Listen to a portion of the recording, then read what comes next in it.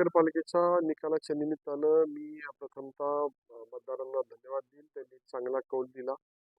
17 नगरसेवक आमच्या विचाराचे निवडून दिले आणि 9 ठिकाणी आम्हाला पराभव पत्करावा लागला.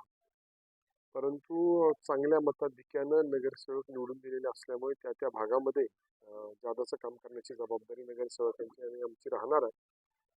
या शहराचे नेते माननीय प्रेमसुखजी कटारिया व आम्ही सगळे मिळून जो काही जाहीरनामा निवडणुकीच्या निमित्तानं लोकांसमोर आम्ही ठेवलेला होता तो पूर्ण करण्यासाठी आम्ही निश्चितपणे प्रयत्नशील राहू.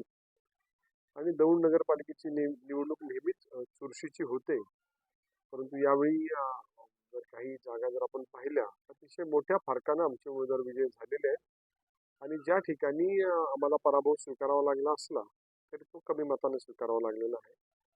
त्यामुळे लोकशाहीमध्ये दिलेला जनादेश घेऊन ज्या उद्देशानं ही निवडणूक लढवली गेली तो उद्देश म्हणजे या शहराच्या विकास कामासाठी आम्ही सगळ्यांनी योगदान देण्याची अपेक्षा सर्वसामान्य जनतेची असते आणि ती अपेक्षा पुढच्या काळामध्ये पूर्ण करण्याचा आम्ही प्रयत्न करू.